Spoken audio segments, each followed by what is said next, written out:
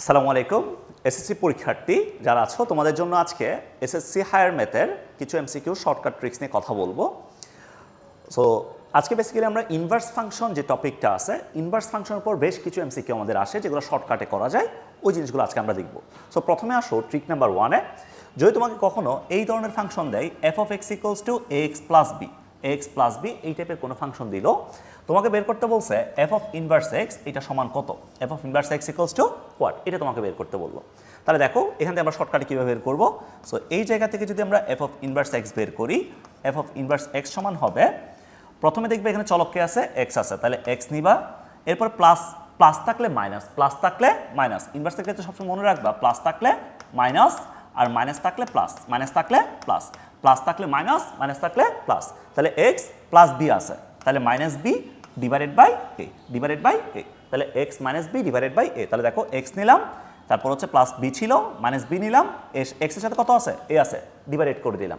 যেমন তোমাকে যদি আমি এই ফাংশনটা দিই, ধরো f of x equals to তোমাকে দেওয়া হয়েছে 2x মাইনাস 3, এটা দিলাম।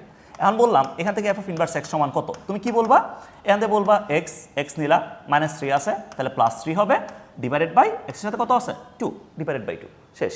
আরেকটা দিলাম, ধরো f of x equals to তোমাকে দিলাম মাইনাস 2x মাইনাস 1, ধরো এটা দিলাম। এখন বললাম এফ অফ ইনভার্স এক্স বের করো, তাহলে কত আসবে বলো তো, এখান থেকে এক্স আছে, এক্স নিলাম, মাইনাস 1 আছে, তাহলে প্লাস 1 হবে, ডিভাইডেড বাই এক্সের সাথে মাইনাস 2 আছে, মাইনাস 2 করে দিলাম, এটা হচ্ছে ইনভার্স এক্স।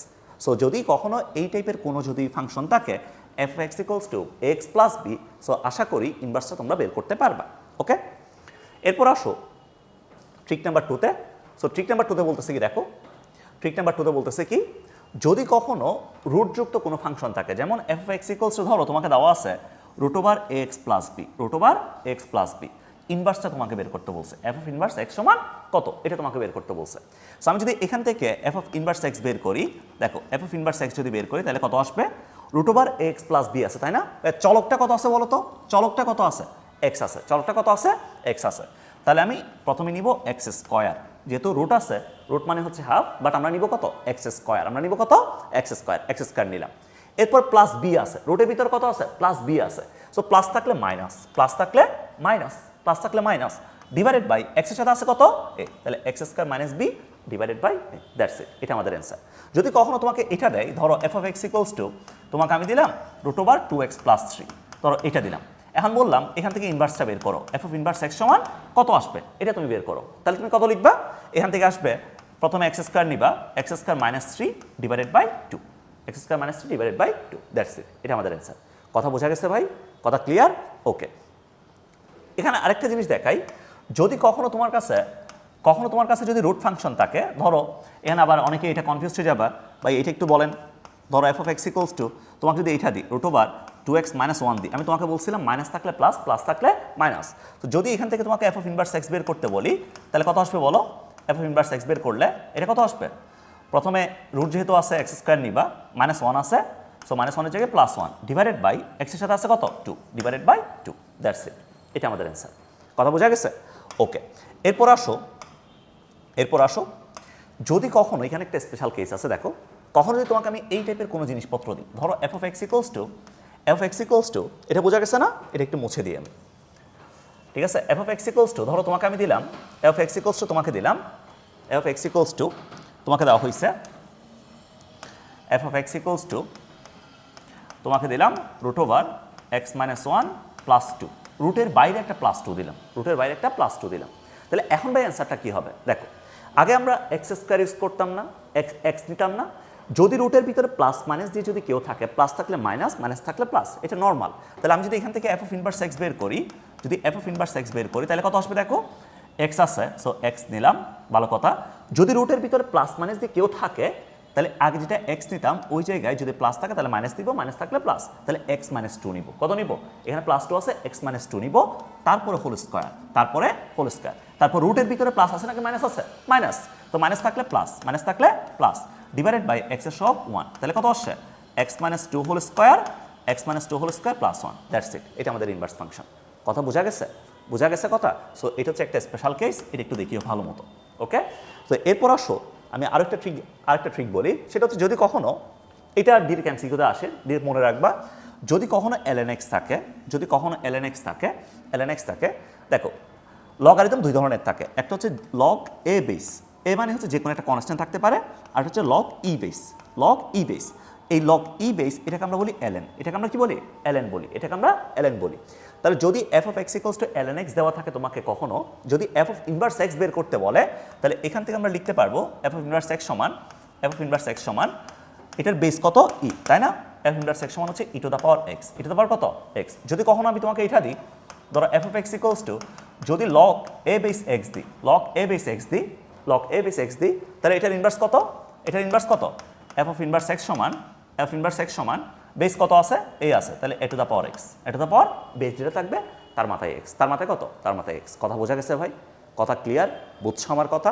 যেমন তোমাকে যদি f of x equals to log 2 base x দেওয়া হয়, তাহলে f of inverse x সমান কত লেখা যাবে, f of inverse x সমান লেখা যাবে 2 to the power x লেখা যাবে, 2 to the power x লেখা যাবে। কথা বোঝা গেছে ভাই? বোঝা গেছে? ওকে। এরপর আসো 4 নম্বরে, যদি কখনো e to the power x থাকে, দেখো e to the power x যদি থাকে, তাহলে তার ইনভার্স যদি বের করতে বলে, ভাই ই কার লগারিদম, এর লগারিদম কি ln, এর লগারিদম কত ln, তাই না? তাহলে এখান থেকে f of inverse x সমান আসবে ln x। তাহলে আমরা বলতে পারি e এবং ln একজন আরেকজনের ইনভার্স, e এবং ln আরেকজনের ইনভার্স, তাহলে e এবং ln একজন আরেকজনের ইনভার্স। কথা বোঝা গেছে? বুঝতে পারছো আমার কথা? বোঝা গেছে? ওকে। তাহলে দেখো e to the power x এবং ln x একজন আরেকজনের ইনভার্স, একজন আরেকজনের কি inverse. e to the power x K inverse করলে ln x পাবা, ln x কে ইনভার্স করলে e to the power x পাবা। কথা ক্লিয়ার? এখান থেকে একটা এমসিকিউ তোমরা পেয়ে যাবা পরীক্ষায়। কথা বোঝা গেছে? ওকে। এখন তোমাকে যদি আমি কখনো এই টাইপের কোয়েশ্চন দিই, দেখো যদি তোমাকে দিলাম ধরো f of x equals to ধরো তোমাকে দিলাম ln, এখন x দিলাম না, x এর জায়গায় x plus 1 দিলাম, x এর জায়গায় কত দিলাম, x plus 1 দিলাম। এখন রেজাল্টটা কত হবে, দেখো যদি আমি এখন f of inverse x বের করি, যদি বের করি, তাহলে এখান থেকে আসবে প্রথমে e নিব, e to the power x নিব, কত নিব, e to the power x নিব, ঠিক আছে, e to the power x নিলাম। যদি প্লাস 1 থাকে, প্লাস থাকলে মাইনাস, মাইনাস থাকলে প্লাস, তাহলে e to the power x এর বাইরে গিয়ে e to the power x minus 1 নিব, e to the power x minus কত নিব, e to the power x minus 1 নিব। কথা বুঝছো ভাই? কথা বোঝা গেছে? যদি তোমাকে আমি এটা দিই, যেমন f of x equals to ধরো দিলাম ln 2x plus 1, এটা দিলাম তোমাকে, তাহলে তুমি কি নিবা এখান থেকে, তুমি কি নিবা বলো, কি নিবা? এখান থেকে তোমার নিতে হবে প্রথমে e to the power x নিবা, প্লাস 1 আছে তাহলে মাইনাস 1 নিলাম, এরপরে ডিভাইডেড বাই x এর সাথে সব কত আছে, বলো না, 2 আছে, তাহলে ডিভাইডেড বাই 2, এটা হচ্ছে আমাদের ইনভার্স। কথা বুঝছো? বোঝা গেছে? ওকে। তাহলে e to the power x, ln x এগুলো গেল। এরপর আসো মোস্ট ইম্পর্টেন্ট থিং, এটা পরীক্ষায় অবশ্যই আসে, সো এটা একটু ভালো মতো দেখো, এটার ইনভার্স বের করাটা একটু দেখো।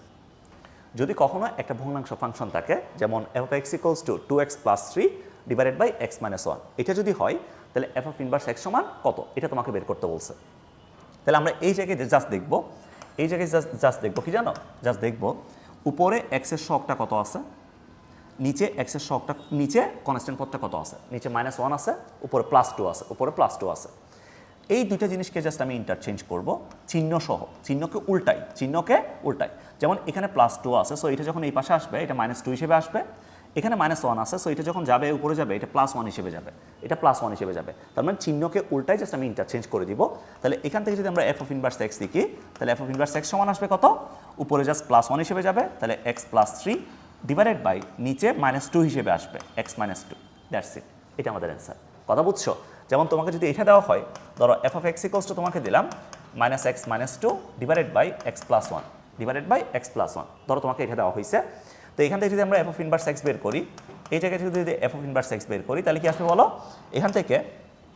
এখান থেকে উপরে -1 আছে, সো -1 নাও, এখানে +1 আছে, সো এটা যখন ইন্টারচেঞ্জ করবে এটা -1 হিসেবে যাবে, এটা যখন এই পাশে আসবে তখন +1 হিসেবে আসবে, তাহলে এখান থেকে কত আসবে বলো, এখান থেকে -x -2 থাকবে ডিভাইডেড বাই নিচে x plus 1 থাকবে। কথা বুঝছো? সো যখন ইন্টারচেঞ্জ হবে জাস্ট চিহ্ন উল্টাই ইন্টারচেঞ্জ হবে, প্লাস থাকলে মাইনাস, মাইনাস থাকলে কি, মাইনাস থাকলে প্লাস, বাকি কোনো কিছু চেঞ্জ নেই। কথা ক্লিয়ার? বোঝা গেছে? সো এই কয়েকটা ইনভার্স তোমাদের পরীক্ষায় আসে, ঠিক আছে। আমি শর্টকাটে কীভাবে করবো এটা দেখাই দিলাম, আমি আরও কিছু শর্টকাটের ভিডিও তোমাদেরকে দিব, সো আপাতত এটা করো। যদি ভিডিওটা ভালো লাগে ফ্রেন্ডদের সাথে একটু শেয়ার করবা, যাতে সবাই উপকৃত হতে পারে, ঠিক আছে। সবাই ভালো থাকো, সবার পরীক্ষা ভালো হোক, আল্লাহ হাফেজ, বাই।